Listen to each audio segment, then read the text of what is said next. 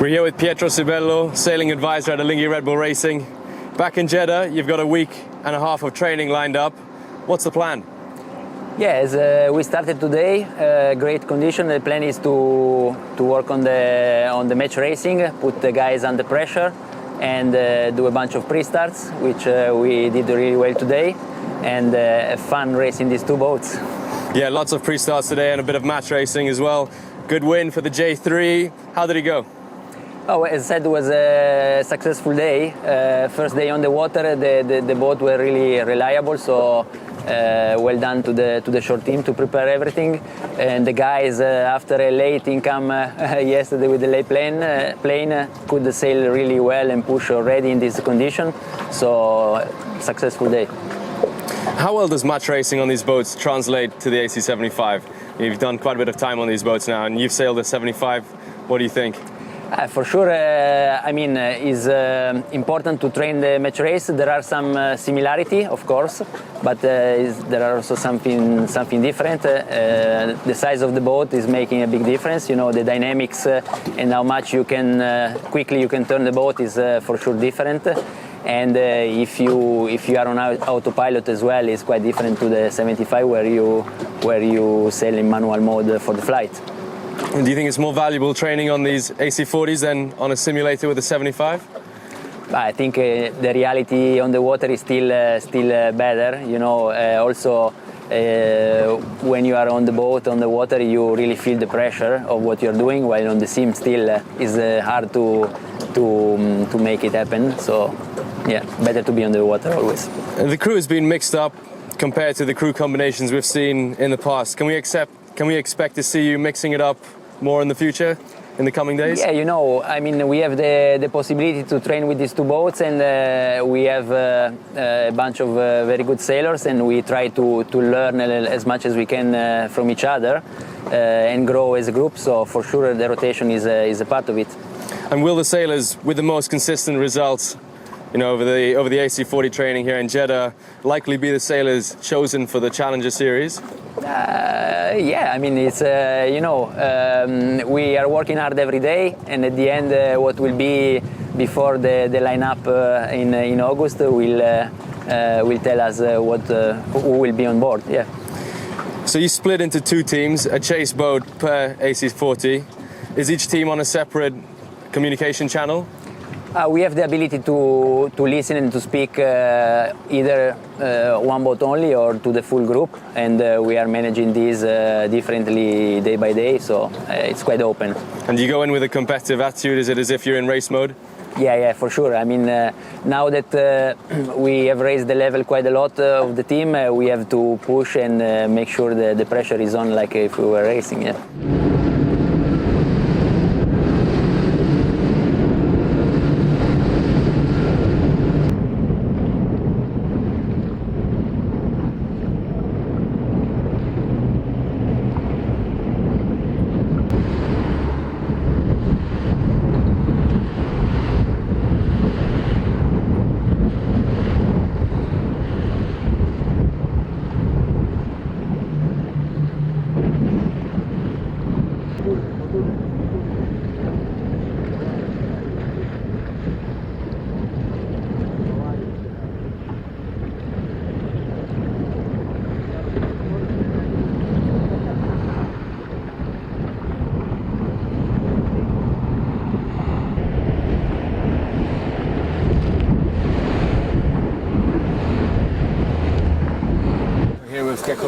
Helmsman on the AC40 today on another day of two-boat testing.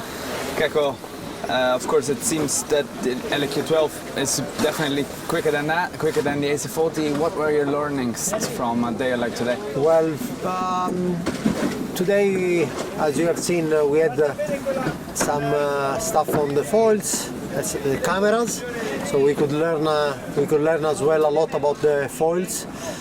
We have done it in the past, but we thought that was a good opportunity to slow down a little bit the LAQ and to have boats that were going way more similar speed. And so yeah, today at least the boats were going with a similar angle and speed, and was a lot better for match racing. So yeah, and the day was hard meteo-wise, but I think we did the best. Of course, the LQ12, on the LQ12 we're running different foils than the AC40. I suppose the LQ12 has a larger righting moment. How do you tune the LQ12 down and the AC40 up to match the both? First of all, today we had this hydro drag on the foils, which slow down the LAQ, and then we are trying to do our best to keep up with the AC40. The AC40 is way easier to maneuver around the starting line, so we have that part for us an advantage for us, and we try to use that advantage as much as we can. And so I think we had in general a little bit better starts with the AC40, but it's our first day. We are learning how to do it better. We have all our coaches thinking on how to engage as much as we can, and I think it was a positive day as really the first day, because the other day was too windy to do anything. How many gains do you think the team can achieve with additional two-boat testing? I think it's a very big learning to have two boats close together, especially for the sailing team, to discuss all the moves, not only in the pre-start but also on the race course. Today the focus was more on the pre-start. The area where we could sail was quite small, so we focused a lot on pre-start and the first couple of tacks, and then we are coming back to the start. But there will be days where the boats will go a little bit closer in performance, where we could actually do the full race. Ecco, un commento per i supporter sulla Rossa. Beh, oggi i supporter era una giornata invernale non troppo fredda. Siamo dovuti andare a cercare il vento a Nora, un ovest un po' sporco con onda, però è stata una giornata molto positiva perché finalmente abbiamo avuto due barche in acqua vicine, per cui giornata molto positiva per il team.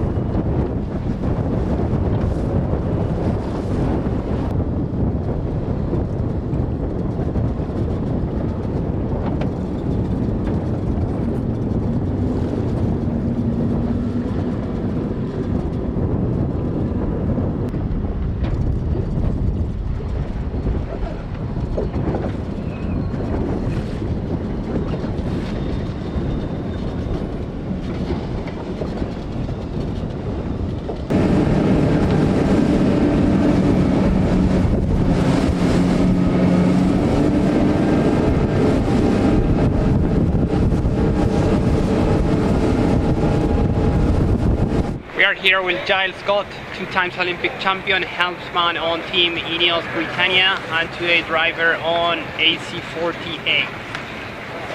Giles, today at the beginning of the day you went speed testing with the two boats.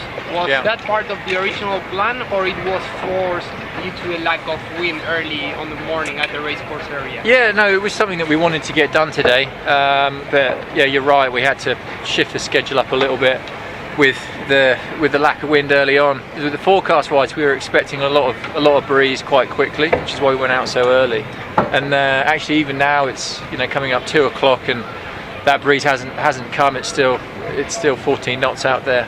So yeah, we had a real good session, and yeah, mix of some straight line and a little bit of race course as well. During that first part, when you were speed testing, were the two boats allowed to freely push on BMG mode, or you were following any specific patterns on each of the boats? Maybe different string position, maybe different canhill angles or anything like that? It was very, very dynamic today. A lot of seaway out there today.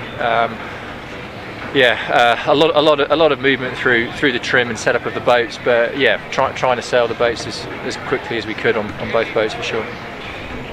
Then second part of the day, much racing in between the two boats.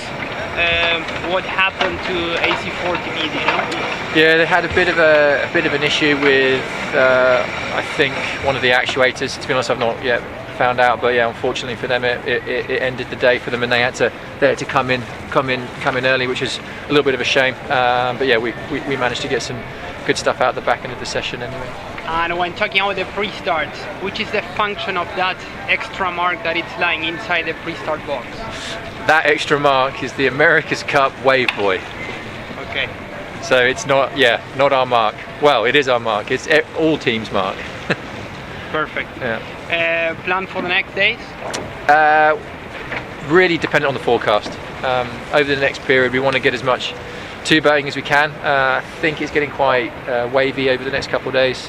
But that being said, I think today's a good example that the forecast here at the minute, this time of year, is very hard to predict. So we'll take any opportunity we can get.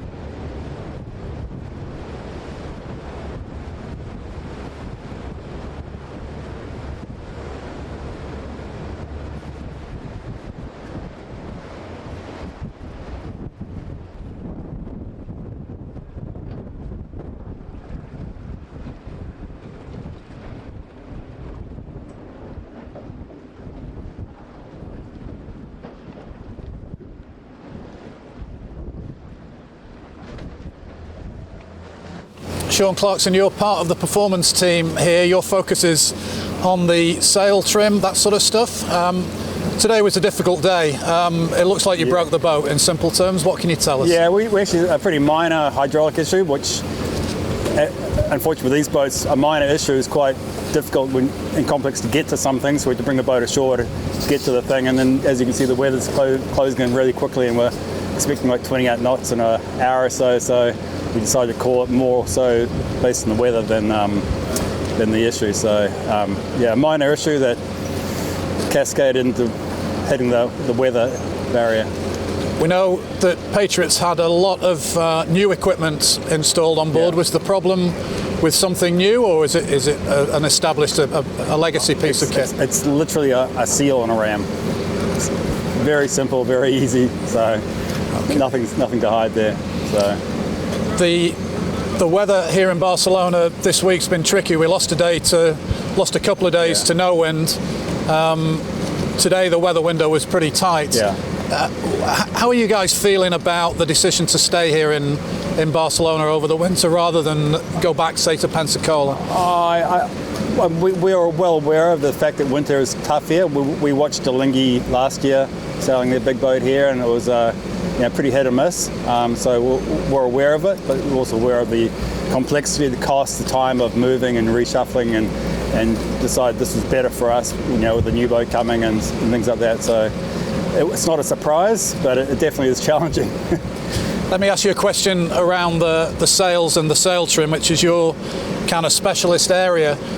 Do you think we're going to see big differences in how the sails look, how the sails are trimmed compared with the last Cup? I think you'll see everyone getting closer.